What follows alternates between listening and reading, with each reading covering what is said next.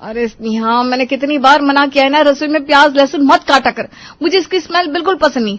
अब बता मैं खाना कैसे बनाऊंगी, मुझे तो बदबू से उल्टी आ रही है।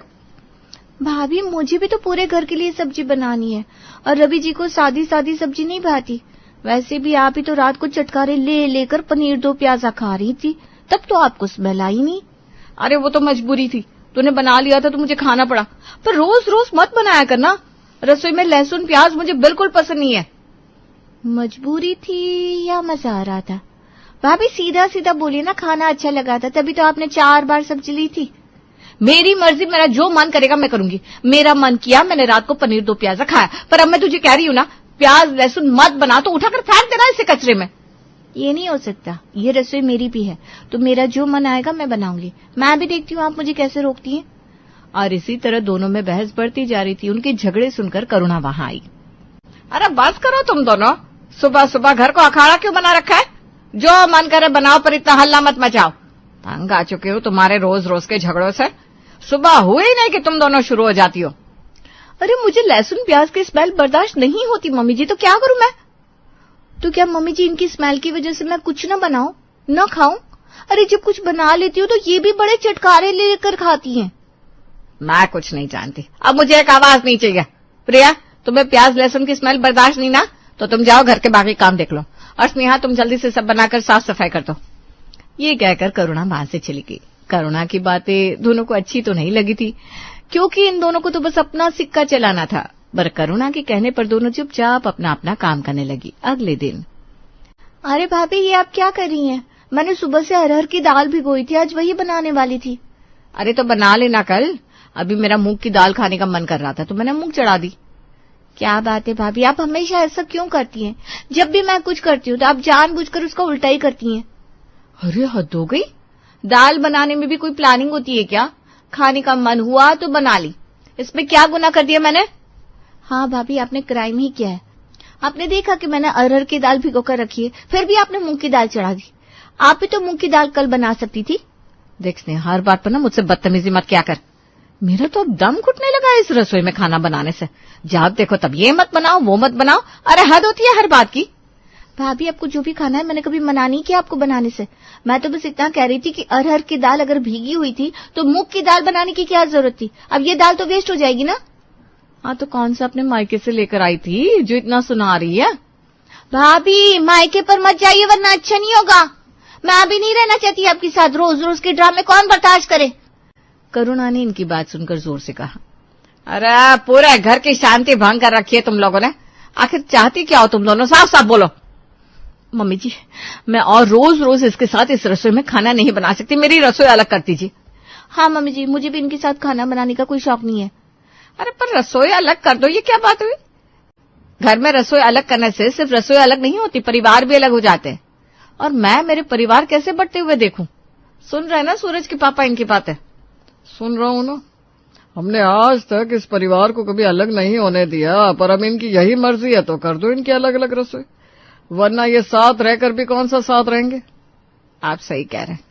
ठीक है प्रिया स्नेहा, मैं तुम दोनों की रसोई अलग अलग करती हूँ। प्रिया, आज से ऊपर में जो 2 कमरे हैं उसमें तुम रहोगी, वहीं तुम्हारी रसोई होगी। और स्नेहा तुम नीचे वाले कमरे में रहोगी और तुम्हारी रसोई ये रहेगी। ऊपर रहो या नीचे, भंडार घर नीचे ही रहेगा। तुम दोनों को जितना सामान रसोई से लगे इस भंडार घर से निकाल कर ले जाना। ठीक है मम्मी जी पापा जी। हाँ ठीक है, मुझे भी कोई प्रॉब्लम नहीं है पापा जी मम्मी जी। और इस तरह दोनों बहुओं की रसोई अलग हो गई। प्रिया की रसोई ऊपर थी तो स्नेहा की नीचे। अब जिसे जितना सामान चाहिए था वो स्टोर रूम से निकाल कर ले जा सकता था। शाम को ऑफिस से थक के हारे रवि और सूरज जब घर लौटे, स्नेहा जरा चाय तो बना दो। सुनो प्रिया, चाय के साथ कुछ नाश्ता भी ले आना। हाँ लेकिन अब आपको ऊपर आना पड़ेगा, हमारी रसोई अब ऊपर शिफ्ट हो गई है। ऊपर? ये कब से किसने नया कानून बना दिया? ये क्या बात हुई, हमें तो कुछ बताया भी नहीं गया। हम अलग क्यों गए? भैया और मेरे बीच में तो कोई झगड़ा भी नहीं है। एक्चुअली भाभी और मेरी रोज की कहा सुनी से तंग आकर मम्मी जी पापा जी ने रसोई अलग कर दी। भाभी अब ऊपर रहेंगी और ऊपर ही खाना बनाएंगी। यह फैसला भी इन दोनों का था बेटा, इन्हें एक साथ नहीं रहना था। दोनों रोज घर में महाभारत करती थी तो हम भी क्या करते। जो भी हुआ अच्छे के लिए हुआ, कम से कम अब शांति से चाय तो पियेंगे। मैं चाय बना रही हूँ। सूरज जी आप ऊपर आ जाइए। मम्मी ये जो भी हुआ अच्छा नहीं हुआ। खैर अब जो भी है मैं जाता हूँ ऊपर। स्नेहा मुझे चाय कमरे में दे दो। अब से चाय तो अकेले ही पीनी पड़ेगी। बेटा मन छोटा मत करो, परिवार में ये सब लगा रहता है। इन दोनों की वजह से तुम दोनों भाई कभी अलग मत होना। और इस तरह सूरज और रवि अपने अपने कमरे में चाय पी रहे थे। अगले दिन आज कुछ स्पेशल बनाती हूँ। सूरज जी को रवा डोसा बहुत पसंद है। अगर सुबह सुबह डोसा खिला दूं तो उनका मूड भी अच्छा हो जाएगा। ये सोचकर प्रिया फटाफट नीचे स्टोर रूम की तरफ राशन लेने गई। ये क्या, सूजी का डब्बा तो खाली पड़ा है और आलू भी बस 2-3 ही बचे हैं। इनसे क्या बनेगा? स्नेहा इतनी सारी सूजी तो थी यहाँ, कहाँ गई? वो भाभी सूजी का तो मैंने रवा डोसा बना दिया सबके लिए। गुड़िया को बहुत पसंद है ना रवा डोसा, और रवि और पापा जी भी शौक से खाते हैं। अरे पर रवा डोसा आज मैं बनाने वाली थी। सूरज जी को भी बड़ा पसंद है डोसा, और तुमने पहले ही डब्बा खाली कर दिया। भाभी मुझे कैसे पता कि आप भी रवा डोसा बनाने वाले हो? मुझे सपना थोड़ी ना आएगा। मुझे जरूरत थी तो मैंने निकाल लिया। अरे प्रिया ये तो तुम्हें पहले ही देख लेना चाहिए था। जिसे जो सामान रसोई में जरूरत होगी स्टोर से निकाल लेगा। अब अगर स्नेहा ने ले लिया तो इसमें उसकी क्या गलती? मम्मी जी लेकिन सूजी तो बहुत सारी थी कि उसने सब खा लिया। एक पैकेट भी नहीं छोड़ा मेरे लिए। मुझे जितनी जरूरत थी उतनी ही ली है। आपको भी तो पहले देखना चाहिए था डब्बे में सूजी कितनी बची है। मतलब अब ऊपर से मैं हर रोज नीचे आऊं, राशन देखूं, हिसाब रखूं और फिर खाना बनाऊं। क्यों? घर की बहू आप ही हैं। राशन का हिसाब किताब सिर्फ मेरे जिम्मे थोड़ी ना है। अब 2 रसोई होगी तो यही होगा। थोड़ा ध्यान रखा करो तुम दोनों। प्रिया गुस्से में ऊपर चली गई। अगले दिन स्नेहा बादाम का हलवा बनाने के लिए बादाम ढूंढ रही थी। यही तो आधा किलो बादाम रखे थे, कहाँ चले गए? कल ही तो मंगाए थे मैंने दुकान से। मम्मी जी आपको पता है क्या बादाम कहाँ रखे हैं? कल ही मैंने मंगाए थे आधा किलो बादाम। अरे मुझे क्या पता कहाँ गए बादाम। प्रिया को जरूरत होगी तो ले गई होगी। पर मम्मी जी मुझे बादाम का हलवा बनाना था, अब कैसे बनाऊं? देखो बेटा इसमें तुम्हारी सास भी क्या कर सकती है। रसोई अलग करने का फैसला तुम दोनों का था। अब तुम दोनों को सोच समझ के राशन का हिसाब रखना होगा। हाँ अगर तुम्हें बादाम का हलवा बनाना था तो बादाम पहले निकाल लेती या किसी को बता देती। अब अगर प्रिया को भी कुछ काम होगा तो उसने ले लिया, इसमें उसकी भी तो गलती नहीं है। ये अच्छी आफत है, जब जो सामान चाहिए तो वो मिलता ही नहीं। जा रही हूँ आटे का हलवा ही बना लूंगी। हाँ बेटा वही कर लो, अब क्या कर सकते हैं। स्नेहा दुखी मन से रसोई में गई और आटे का हलवा बनाया और सबको प्लेट में डालकर दिया। अरे स्नेहा तुम तो बादाम का हलवा बनाने वाली थी ना? हाँ पर बादाम मिले ही नहीं तो मुझे आटे का बनाना पड़ा हलवा। ये 2 रसोई होने से ना बड़ी आफत हो गई है। कल भाभी सूजी को लेकर बोल रही थी, आज तुम बादाम को लेकर। अरे ध्यान रखा करो ना तुम दोनों थोड़ा। ऐसा कहकर रवि ने आटे का हलवा खाया और चला गया। अगले दिन सूरज ने प्रिया से कहा, प्रिया वो तुमने कुछ दिन पहले मटर पनीर बनाकर भेजी थी ना मेरे टिफिन में, ऑफिस में सबको इतनी अच्छी लगी कि पूछो मत। अच्छा सच में? सब कह रहे थे भाभी जी खाना तो बड़ा अच्छा बनाती है, कभी बुलाओ हमें घर खाने पे, हमें भाभी जी के हाथों का खाना खाना है। अरे तो बुला लो ना उन सबको खाने पर, आज रात को ही बुला लो। अरे पर वो तो 10 लोग आएंगे, तुम अकेले इतना खाना बना लोगी? और फिर नीचे से सामान लाना, ऊपर रसोई में बनाना, रहने दो। अरे मैं कर लूंगी बाबा, आप बस आज रात के खाने पर उनको बुला लो। अरे अब हम सबके साथ तो रहते नहीं कि सबका खाना बनाना होगा, सब मैनेज हो जाएगा, आप बुला लो ना। ठीक है तुम इतना कह रही हो तो मैं आज रात को उनको घर ले आऊंगा, तुम खाना रेडी रखना। सूरज ऑफिस चला गया, प्रिया तैयारियों में जुट गई। शाम को सूरज और उसके कलीग्स भी आ गए। आइए आइए बैठिए आप सब, मैं आप सबके लिए शरबत लाती हूँ। नमस्ते भाभी जी, सिर्फ शरबत से काम नहीं चलेगा, आज तो जमकर खाना खाकर जाएंगे। हाँ भैया क्यों नहीं। भाभी जी हमने चखा है आपके हाथ का खाना, बहुत टेस्टी होता है, इसलिए तो खाना खाने आए हैं। अरे हाँ भाई अच्छे से खाकर जाना, प्रिया ने तुम सबके लिए खाना बनाया है, बस थोड़ी देर बैठो वो खाना लगा देगी। प्रिया रसोई में गई। बाकी सब तो बन गया है, बस रोटियां बनानी है, मैं आटा गूंथ लेती हूँ। अरे ये क्या, मैं नीचे से आटा लाना तो भूल ही गई, अब क्या करूं। सूरज जी को बुलाकर कहती हूँ, वो नीचे से आटा ला देंगे। सूरज जी 1 मिनट सुनिए ना जरा। सूरज रसोई में आया। हाँ बोलो क्या हुआ, क्यों बुलाया? अरे सूरज जी वो मैं नीचे से आटा लाना भूल गई, आप ला दीजिए ना जरा, फिर मैं फटाफट रोटियां बना देती हूँ। अरे यार तुम्हें ये सब चीजें पहले से ध्यान में रखनी चाहिए ना, सिर्फ रसोई अलग कर लेने से कुछ नहीं होता, ध्यान भी रखना पड़ता है क्या है क्या नहीं है। अरे मैं लाना भूल गई, हो गई गलती, ला दीजिए ना प्लीज। ठीक है, लाओ डिब्बा तो। सूरज नीचे से आटा लाने गया। उसने आटे का डब्बा खोलकर देखा तो उसमें बस करीब आधा किलो आटा पड़ा था। ये क्या, आटा तो आधा किलो ही बचा है। स्नेहा, आटा नहीं है क्या? हाँ भैया, खत्म हो गया है। अभी अभी देखा मैंने भी। मुझे भी रोटियां बनानी थी तो थोड़ा सा आटा मैंने भी ले लिया। अब तो बस इतना ही है। अरे लेकिन ऊपर 10 मेहमान बैठे हैं, अब आधा किलो आटे से कैसे काम चलेगा? भैया एक काम करिए, गेहूं पड़े हैं वो ले जाइए। भाभी ऊपर चक्की से पीस लेंगी तो आटा हो जाएगा, फिर उसकी रोटियां बना देंगी। अरे बेटा, अब क्या किया जा सकता है? तुम्ही लोगों ने रसोई अलग करवाई है तो अब हिसाब किताब तो तुम्हें ही रखना होगा। थोड़ा ध्यान रखते तो आज ये नौबत नहीं आती। हाँ मम्मी, सही कह रही हैं, लेकिन अब तो मजबूरी है। इन दोनों के झगड़ों की वजह से हम दोनों भाई परेशान हो रहे हैं। अच्छा ठीक है, मैं ये गेहूं ही ले जाता हूँ। अब सूरज गेहूं लेकर ऊपर गया और उसने प्रिया को गेहूं देकर कहा, लो, आटा तो सिर्फ आधा किलो था तो मैं नीचे से गेहूं ले आया हूँ। अब इसे चक्की में पीसकर आटा तैयार करो, फिर रोटियां बनाओ। क्या? इतने मेहमानों के सामने चक्की चलाऊं, गेहूं पीसूं? अरे और क्या करोगी? क्या घर में है नहीं है? अगर थोड़ा ध्यान दिया होता तो आज ये नौबत नहीं आती। खुद ही कहा था तुमने, बुला लो सबको, तो अब करो मैनेज। हाय राम, ये कैसी आफत गले पड़ गई। ये अलग रसोई तो मुझे ही भारी पड़ गई है। साथ में रसोई होती तो ये प्रॉब्लम तो नहीं आती। प्रिया ने मजबूरी में चक्की निकाली और गेहूं पीसने लगी।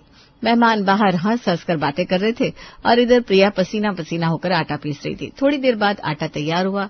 फिर प्रिया ने रोटियां सेक सेक कर सबको खिलाई। वाह भाभी, आज के पहले मेरा ऐसा कभी खाना नहीं खा। आपके हाथों में जादू है। थैंक यू भाभी। सोच लीजिए, भाभी इतना टेस्टी खाना खिला कर अब फंस गई है। अच्छा, कैसे? अब हमें जब भी खाना खाने का मन होगा अच्छा वाला तो हम सीधे आपके यहाँ चले आएंगे। अरे हाँ भाई, जब चाहो आ सकते हो। प्रिया तुम्हें हर बार इसी तरह गर्मा गर्म खाना खिलाएगी। हाँ हाँ सूरज जी, आप तो इनवाइट कर ही लो। आपको क्या पता आज का खाना बनाने में मुझे कितनी मेहनत लगी है। हाय, मेरी तो कमर टूट गई। ये रोज रोज राशन नीचे से लेकर आना, फिर ऊपर रसोई में खाना बनाना, इन सबसे मेरी हालत खराब हो गई है। और फिर आधी बार तो सामान मिलता ही नहीं है। कुछ तो करना पड़ेगा। मैं कल ही मम्मी जी से बात करती हूँ। थोड़ी देर में सभी खाना खाकर और प्रिया की जम की तारीफ करके चले गए। अगले दिन सुबह प्रिया नीचे गई और करुणा से कहा, मम्मी जी अब मैं और झंझट नहीं झेल सकती। ऊपर रसोई, नीचे राशन, बार बार आना जाना। सच कहूं तो मेरी तो जान ही निकल जाती है। मुझे अलग रसोई नहीं चाहिए प्लीज। अरे कल ही तो अलग की थी, अब इतनी जल्दी मन बदल गया तेरा? मम्मी जी समझिए ना, अकेले सब संभालना बहुत मुश्किल हो रहा है और हर बार स्टोर से राशन चेक करना, हिसाब रखना, ये सब मेरे बस का नहीं है। इतना कहते ही स्नेहा भी वहीं आ जाती है। मम्मी जी, मैं भी यही कहने आई थी। सच में ना बहुत दिक्कत हो रही है। कभी कोई सामान नहीं मिलता, कभी एक ही चीज हम दोनों उठा लेते हैं। 2 रसोई से खर्चा भी ज्यादा हो रहा है और घर का चैन भी खो गया है। तो आप क्या चाहती हो तुम दोनों? यही कि रसोई फिर से एक हो जाए, लेकिन एक शर्त के साथ। मम्मी जी, आप बस ये तय कर दीजिए कि एक टाइम का खाना मैं बनाऊंगी और एक टाइम का भाभी, और जब जिसकी बारी होगी दूसरी उसमें टांग नहीं अड़ाएगी। हाँ मम्मी जी, स्नेहा ने बिल्कुल सही कहा। मैं भी यही चाहती हूँ कि अब हम एक दूसरे के काम में इंटरफेयर ना करें। जब मैं बनाऊं स्नेहा कुछ ना कहे, जब ये बनाए मैं कुछ ना कहूँ। हाँ, अब यह हुई ना समझदारी की बात। तुम दोनों राजी हो तो मुझे कोई आपत्ति नहीं है, लेकिन याद रखना रसोई एक करने के बाद झगड़े नहीं होने चाहिए। जी मम्मी जी, मैं पूरी कोशिश करूंगी। हाँ मम्मी जी, मैं भी अब झगड़े नहीं करेंगे। हम दोनों अपने काम से काम, मतलब से मतलब रखेंगे। दोनों बहुएं अब सच में दिल से सुलह कर चुकी थी। घर का माहौल जो कल तक टेंशन से भरा था आज हल्का लग रहा था। रात का खाना सबने साथ बैठकर खाया। लंबे समय बाद घर में वही पुरानी हंसी खुशी लौट आई थी। खाना खाकर सब अपने अपने कमरे में चले गए। करुणा, आज तो सच कहूँ मन तृप्त हो गया। सबको साथ बैठा देखा तो लगा जैसे घर फिर से पूरा हो गया, वरना घर घर जैसा ही नहीं लग रहा था। क्या मैंने जो कहा था वो सही निकला ना? थोड़ा सबक मिले बिना कोई बदलता नहीं। इन लोगों का यही इलाज था जो मैंने किया। हाँ, तो ये सब तुम्हारी चाल थी। हाँ, मैंने ही कभी सूजी, कभी आटा, कभी बादाम गायब कर दिया था। वरना ये बहुएं अपनी अपनी रसोई में उलझी रहती। जब तक थोड़ी दिक्कत नहीं होती ना, उन्हें समझ में नहीं आता कि साथ रहना सबसे आसान है। तभी तो प्रिया ने आज सुबह खुद आकर ही तुमसे रसोई एक करने को कहा। हाँ, दोनों थोड़ी परेशान तो पहले ही हो चुकी थी। फिर जैसे ही मैंने सुना कि सूरज के ऑफिस के कुछ लोग खाना खाने आ रहे हैं, तो मैंने आटा अपने कमरे में छुपा दिया और इस तरह कल प्रिया की गेहूं पीसते पीसते कमर ही टूट गई और फिर वही हुआ जो मैं चाहती थी। वाह करुणा जी, मानना पड़ेगा, आपकी ये तरकीब तो गजब की रही। देखो, अब सब एक छत के नीचे एक रसोई में फिर से हंसी खुशी खाना खा रहे हैं। इन दोनों बहुओं के झगड़े से मेरे बेटे भी मुझसे अलग हो रहे थे, इसलिए मुझे ये सब करना पड़ा।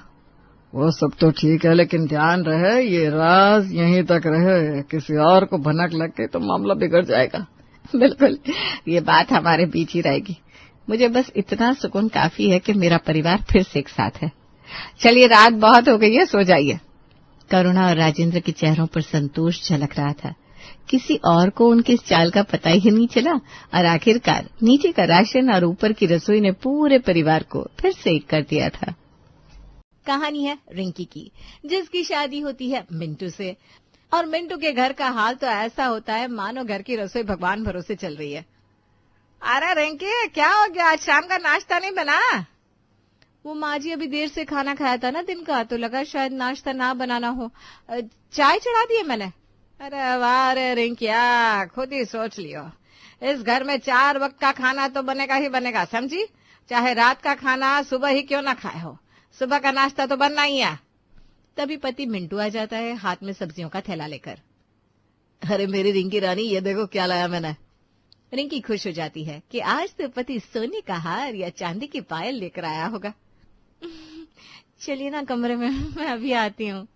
नाटी गर्ल, कमरे में नहीं रसोई में जाओ। वो क्या है ना, सब्जियां लेकर आया हूँ मैं, ये देखो, ताजी पालक, गाजर, टमाटर, बस जल्दी से चढ़ा दो गर्मा गर्म सूप, ठंड में तो मजा ही आ जाएगा जान। अरे फूटी किस्मत रिंकी की, क्या कहा सूप? हे भगवान, मुझे तो लगा कि लाओ।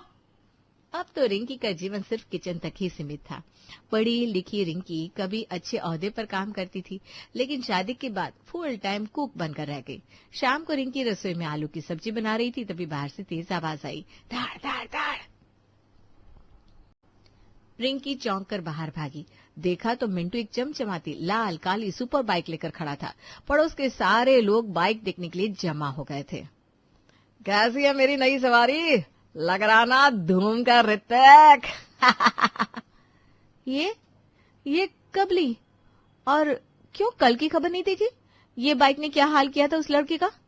अरे आज ही डाउन पेमेंट कर दिया, 1 लाख का बाकी EMI चलेगी, क्या चले घूमने।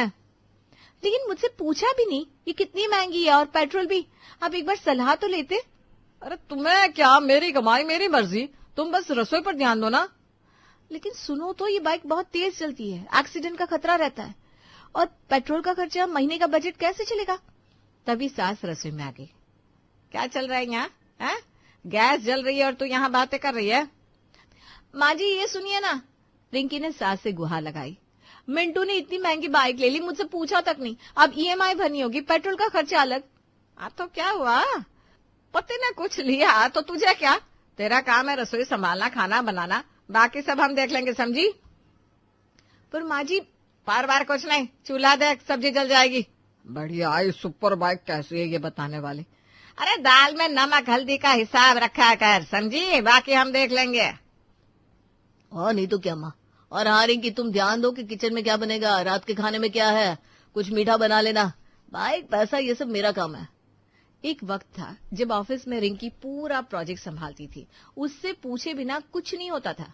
लेकिन आज घर में उसकी कोई सुनवाई नहीं। बाइक खरीदने जैसे बड़े फैसले में भी उससे पूछना जरूरी नहीं समझा गया। रिंकी मन ही मन सोचने लगी कि सच में उसकी जिंदगी सिर्फ इन 4 दीवारों तक सिमट गई है? क्या पत्नी होने का मतलब सिर्फ खाना बनाना है? उसकी समझ, उसकी सलाह, उसकी राय, क्या इनकी कोई कीमत नहीं? रिंकी रसोई में रोटियां बेल रही थी, तभी उसका फोन बजा। मम्मी का फोन था। हाँ मम्मी बोलो, क्या हो रहा है, कैसे याद कर लिया आज? बेटा तेरी बहन पूजा के लिए एक लड़का आया है देखने, कल शाम को आ रहे हैं, तो तू भी आ जाना। ठीक है मम्मी, आ जाऊंगी। लड़के के बारे में कुछ पता चला? वही सास रसोई के दरवाजे पर खड़ी सब सुन रही थी और वो मुंह बनाते हुए कहती है, अरे वाह, शादी का फैसला भी इससे पूछ कर करेंगे क्या तेरे मायके वाले? मिंटू हॉल में अखबार पढ़ रहा था। मां, लगता है ये लोग बहुत कमजोर है, तभी तो औरतों की सलाह लेते हैं। मर्द खुद फैसला नहीं कर सकते क्या? रिंकी ने कुछ नहीं कहा, चुपचाप रोटियां बेलती रही। अगले दिन रिंकी अपने मायके गई। लड़का देखने आया था, नाम था रोहन। अच्छी नौकरी, अच्छा परिवार, सब कुछ बढ़िया लग रहा था। लेकिन रिंकी को कुछ खटक रहा था। लड़की की बातों में दिखावा ज्यादा था। उसने पूजा के गहनों के बारे में 3 बार पूछा, घर, कार, सब की बातें की। शाम को जब लड़के वाले चले गए तो, मम्मी मुझे ये लड़का ठीक नहीं लग रहा। इसकी निगाहें गलत जगह घूम रही थी। गहनों और पैसों की बातें कितनी ज्यादा कर रहा था। पर बेटा लड़का तो अच्छा है। पापा जरा और पता लगाओ इसके बारे में। मुझे यकीन है कुछ तो गड़बड़ है। पापा ने थोड़ी जांच पड़ताल की। पता चला लड़के की पहली शादी टूट चुकी थी दहेज के मामले में, और लड़के वालों ने ये बात छुपाई थी। मम्मी ने फौरन रिंकी को फोन किया। बेटा तो सही थी, वो लड़का तो लालची निकला। पहली शादी दहेज के लिए तोड़ दी थी उसने, रिश्ता ही तोड़ दिया हमने। रिंकी के घर में सब हैरान थे।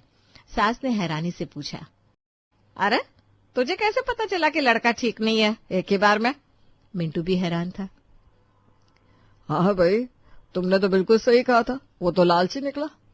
मेरे घर के सारे डिसीजंस मेरे होते थे। मम्मी पापा हर बात में मुझसे सलाह लेते थे। ऑफिस में भी मैं ही अहम फैसले लेती थी। लोगों को परखना, सही गलत समझना, ये सब मैंने सीखा है। सिर्फ रसोई ही तो नहीं चलाती थी मैं, पूरी जिंदगी चलाना आता है मुझे। बड़ी बड़ी बातें, और क्या। सही निकली एक बार तो पूरी जिंदगी की बात करने लगे। सही बोल रही हो माँ। दोनों वहां से चले जाते हैं। रिंकी समझ जाती है भैया इस घर में कुछ नहीं होगा। 1 महीने बाद रात को रिंकी रसोई में बर्तन धो रही थी, तभी बाहर से तेज आवाज आई, धड़ाम, फिर चीख पुकार की आवाजें। रिंकी और सास दोनों दरवाजे पर भागी। देखा तो सामने की गली में भीड़ लगी हुई थी। अरे भागो, मिंटू का एक्सीडेंट हो गया उसकी सुपर बाइक से। रिंकी का दिल धक से रह गया। सास के पैरों तले जमीन खिसक गई। दोनों भागकर गली में पहुंची। मिंटू सड़क पर पड़ा था, सिर से खून बह रहा था। बाइक दूर जाकर गिर पड़ी थी। आगे का पूरा हिस्सा चकनाचूर हो गया था। कोई एम्बुलेंस बुलाओ। अस्पताल में मिंटू को भर्ती कराया गया। सिर में चोट लगी थी, बाएं हाथ की हड्डी टूट गई थी। डॉक्टर ने कहा, थैंक गॉड हेलमेट पहना था, नहीं तो। 2 दिन बाद मिंटू होश में आया, दर्द से कराह रहा था। ये क्या हो गया बेटा, इतनी तेज बाइक क्यों चलाई?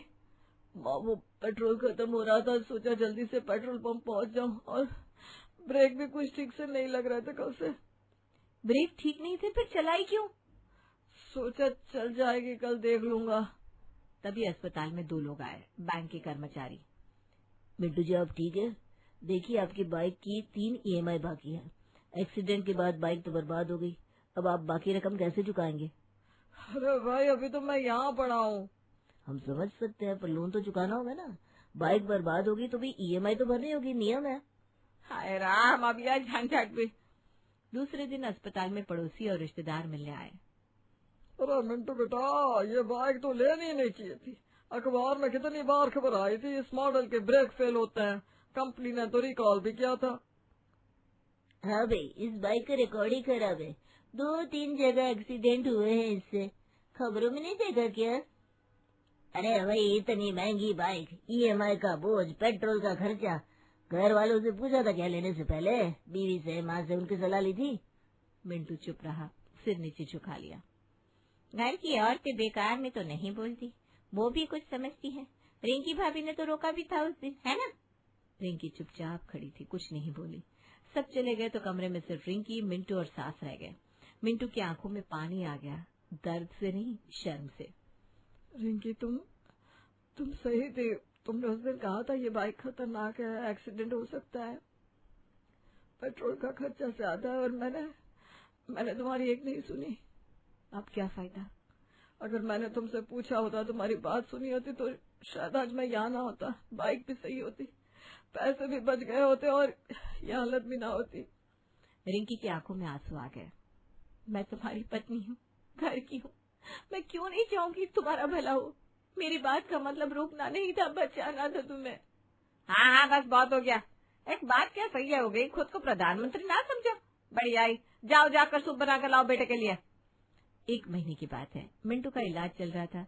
घर में रिंकी ही सब संभाल रही थी। एक दिन सुबह, अरे रिंकी इधर तो आओ जरा। रिंकी रसोई से दौड़। क्या हुआ माँ जी? अरे ये पैर में दर्द हो रहा है बहुत तेज, घुटने में भी और टखने में भी। कब से हो रहा है माँ जी? अरे 15-20 दिन से तो हो रहा है, सोचा ठीक हो जाएगा पर अब कुछ ज्यादा ही बढ़ गया है। माँ जी एक बार डॉक्टर को दिखा लीजिए और फिजियोथेरेपी भी करवा लीजिए। उम्र हो गई है, जोड़ों की देखभाल जरूरी है।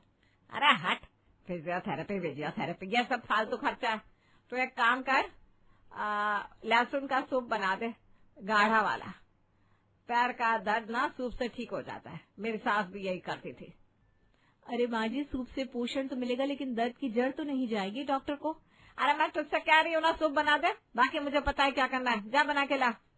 रिंकी चुप हो गई, सूप बना दिया। अगले दिन फिर से, रिंकी आज हल्दी वाला दूध बना दे और अदरक की चाय, पैर में अभी भी दर्द है। माँ जी प्लीज एक बार डॉक्टर को। नहीं, मुझे नहीं जाना डॉक्टर के पास, तू बस जो मैं बोलूँ वो बना, समझी। तीसरे दिन, आज ना प्याज और लहसुन का मिक्स काढ़ा बना दे और शाम को मेथी का सूप। माँ जी ये सब घरेलू उपाय है, असली इलाज फिजियोथेरेपी से होगा। हाँ, तुझे सब पता है, डॉक्टर बन गई है क्या, बस जो बोला है वो कर। तब और इनकी सही कह रही है, एक बार चेकअप करवा लो। अरे तू चुप रह, अभी खुद लंगड़ा घूम रहा है और मुझे सलाह दे रहा है। मैं ठीक हूँ, बस थोड़ा दर्द है, चला जाएगा अपने आप। 5-6 दिन और बीत गए। एक सुबह रिंकी रसोई में थी, तभी सास के कमरे से आवाज आई, रिंकी बचाओ। रिंकी और मिंटू दोनों भागे। देखा तो सास बिस्तर पर बैठी थी, पैर नीचे लटके हुए थे, लेकिन खड़ी नहीं हो पा रही थी।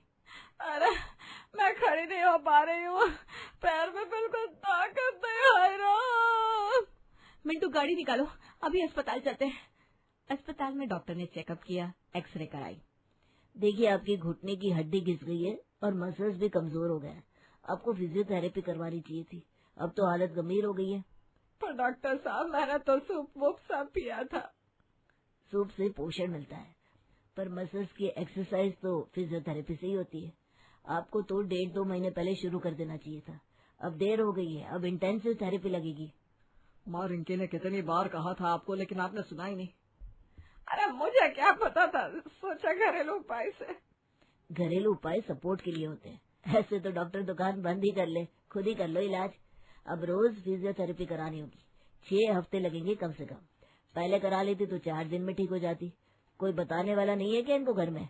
बहू तो पढ़ी लिखी लग रही है। सास का मुंह उतर गया घर आकर। माँ अब तो मान जाओ, रिंकी ने सही कहा था, अगर पहले ही डॉक्टर के पास चली जाती तो इतनी तकलीफ नहीं होती। हाँ, सब मेरी गलती है। माँ जी मैं कल से आपको थेरेपी के लिए ले जाऊंगी, डॉक्टर ने जो एक्सरसाइज बताई है घर पर भी करवाऊंगी। हाँ ठीक है, पर यह थेरेपी वेरेपी से क्या होगा भाई? माँ अब भी नहीं मानोगी, डॉक्टर ने साफ कहा है। अच्छा बाबा देखते हैं। रिंकी मन ही मन सोच रही थी, कब समझेंगे लोग कि सलाह सुनना भी जरूरी। 1 हफ्ते के बाद रिंकी आंगन में कपड़े सुखा रही थी, तभी पड़ोसन सुनीता आई। अरे रिंकी, जरा एक सलाह चाहिए थी। हाँ हाँ भाभी बोलो ना। देख मेरे पास थोड़े पैसे जमा हो गए, सोच रही थी थोड़ा सोना ले लूं। तुम पढ़ी लिखी हो, समझदार हो, तो पूछा कि अभी लेना सही रहेगा कि नहीं। भाभी अभी तो सोने के दाम काफी ऊंचे चल रहे हैं, मैंने न्यूज में देखा था, पिछले महीने से लगातार बढ़ रहे हैं। मेरी राय में थोड़ा रुक जाओ, 2 महीने बाद जब दाम थोड़े रुके या गिरे ना तब लेना। अच्छा, वैसे तो ठीक ही कह रही है, तो फिर मैं अभी नहीं लूंगी, 2 महीने बाद देखती हूँ। हाँ भाभी बेहतर रहेगा। तभी दूसरी पड़ोसन शांति भी आ गई। क्या बात हो रही है, मुझे भी बताओ भाई। अरे सोना लेने की सोच रही थी, पर रिंकी कह रही है अभी दाम ज्यादा है। अच्छा, मैं तो सोच रही थी कल ही ले लो। शांति भाभी मेरी राय में अभी मत लो, बाजार में उतार चढ़ाव चल रहा है। शाम को शांति रिंकी की सास के पास गई। अरे आपकी बहू तो कह रही है कि सोना मत लो अभी। अरे वो क्या जाने, छोटी छोटी बातें करती रहती है। सोना हमेशा लेना चाहिए जब पैसे हो, दाम तो घटते बढ़ते रहते हैं। तू ले ले बेटा। हाँ मुझे भी यही लगा, तो कल ही जाऊंगी। हाँ ठीक है, और सुन ज्यादा ना बहू की बातों में मत आना, अभी नई नई है, वो क्या जाने दुनियादारी। अगले दिन शांति ने सोना खरीद लिया। 2 महीने बाद सुनीता और शांति दोनों रिंकी के घर आई। अरे रिंकी तेरी बात तो सही निकली, सोने के दाम तो गिर गए। मैंने कल ही खरीदा, 5,000 रुपये कम प्रति 10 ग्राम। देखा भाभी, मैंने कहा था ना। हाय रे मेरी किस्मत, मैंने तो 2 महीने पहले ले लिया था, पूरे 15,000 का नुकसान हो गया। मैंने तो रिंकी की बात मानी थी, बच गए पैसे। तू है रिंकी एकदम समझदार। हाँ, और मैं गई थी तुम्हारी सास से सलाह लेने। उन्होंने कहा ले ले बेटा, दाम तो घटते बढ़ते रहते हैं। अब पता चला कितनी गंवार सलाह दी। सास किचन में खड़ी ये सब सुन रही थी, मुंह लटका लिया। काश मैंने तुम्हारी सास की बात नहीं मानी होती, रिंकी की बात सुननी चाहिए थी। अब पछता रही हूँ, इतने पैसे डूब गए। अरे भाई, पढ़ी लिखी लड़की की बात में दम होता है। रिंकी ने न्यूज देखी होगी, मार्केट समझती होगी। हम तो पुराने तरीकों में ही लटके रहते हैं। सच में, अब तो मैं भी रिंकी से ही सलाह लूंगी। बड़ों की हर बात सही नहीं होती, अफसोस हो रहा है। दोनों पड़ोसने चली गई। सास रसोई में चुपचाप खड़ी थी। उस रात खाना खाने के बाद सास अपने कमरे में बैठी थी, चेहरा उदास था। रिंकी चाय लेकर आई। माँ जी, चाय लीजिए। आ रखते। माँ जी, आप उदास हैं? नहीं तो क्यों होंगे उदास? माँ जी, आज शांति भाभी ने जो कहा उसका बुरा तो नहीं मान लिया ना? अरे क्या फर्क पड़ता है, सब तो यही कहते हैं। अब तू ही समझदार है, मैं गंवार हूँ। नहीं माँ जी, ऐसी कोई बात नहीं है। तो क्या बात है? हर बात में तू सही और मैं गलत? तेरी बात लोग मानते हैं, मेरे कोई पूछता नहीं। रिंकी पास में बैठ गई। माँ जी, एक बात पूछूं आपसे? बोल। माँ जी, मैं भी तो औरत हूँ ना, बिल्कुल आपकी तरह। आप भी औरत हैं, मैं भी औरत हूँ। फर्क सिर्फ इतना है कि मुझे अलग अनुभव मिले और आपको अलग। मतलब? माँ जी, आपने पूरी जिंदगी घर संभाला, रसोई चलाई, बच्चे पाले, ये बहुत बड़ी बात है। लेकिन मुझे बाहर की दुनिया देखने का मौका भी मिला। ऑफिस में काम किया, मार्केट समझा, न्यूज देखी। बस इतना ही फर्क है। माँ जी, समझदारी औरत मर्द से नहीं आती, समझदारी आती है अनुभव से। आप घर के मामलों में मुझसे ज्यादा समझदार हैं। आप जानती है कौन सी सब्जी कब अच्छी आती है, कौन सा मसाला कितना डालना है, घर कैसे चलाना है। सास ध्यान से सुन रही थी। और मुझे बाहर की दुनिया का थोड़ा ज्यादा अनुभव है, बाइक के बारे में, सोने के दाम के बारे में, फिजियोथेरेपी के बारे में, क्योंकि मैंने वो चीजें देखी हैं, पढ़ी हैं। अरे तो तू कहना क्या चाह रही है? माँ जी, मैं ये कहना चाह रही हूँ कि हम दोनों एक दूसरे की बातें सुने। मैं आपसे घर के काम सीखूं, आप मुझसे बाहर की दुनिया की बातें सीखे, और हम दोनों मिलकर इस घर को बेहतर बना सकते हैं। सास की आंखें नम हो गई। तू सच में समझदार है बेटा। मैंने तुझे सिर्फ रसोई तक समझा, लेकिन तू तो पूरे घर को समझती है। माँ जी, आप भी तो घर समझती हैं, बस हम दोनों अलग अलग चीजें समझती हैं। रिंकी बेटा, मुझसे बहुत बड़ी गलती हो गई। मैंने तुझे सिर्फ बहू समझा, तेरे अनुभव को नहीं समझा। माँ जी, अब जो हुआ सो हुआ, आगे से बेहतर करेंगे ना? हाँ बेटा, आज से मैं तुझसे सलाह लिया करूंगी। और सुन। जी माँ जी। अब इस घर के सारे बड़े फैसले तू लेगी, चाहे बाइक लेनी हो, सोना खरीदना हो या कोई और बड़ी खरीदारी। तुझसे पूछे बिना कुछ नहीं होगा, समझी? माँ जी, ये आप कह रही हैं? हाँ, मैं सच कह रही हूँ बेटा। तू पढ़ी लिखी है, समझदार है, तेरी बातों में दम है। और मैं अब इतनी बुरी हो गई हूँ कि नई दुनिया की बातें नहीं समझती। तू ही देखेगी अब सब। नहीं माँ जी, हम मिलकर फैसले लेंगे, आप, मैं और मिंटू, तीनों मिलकर। तो कहती है तो ठीक है, पर हाँ, तेरी बात का हमेशा ख्याल रखूंगी। मिंटू दरवाजे पर खड़ा ये सब सुन रहा था, मुस्कुरा दिया। माँ, रिंकी, ये बातचीत बहुत अच्छी हुई। अब हम तीनों मिलकर घर चलाएंगे, सच्ची टीम की तरह। हाँ बेटा, अब समझ में आ गया कि बहू सिर्फ रसोई नहीं चलाती, घर भी चलाती है।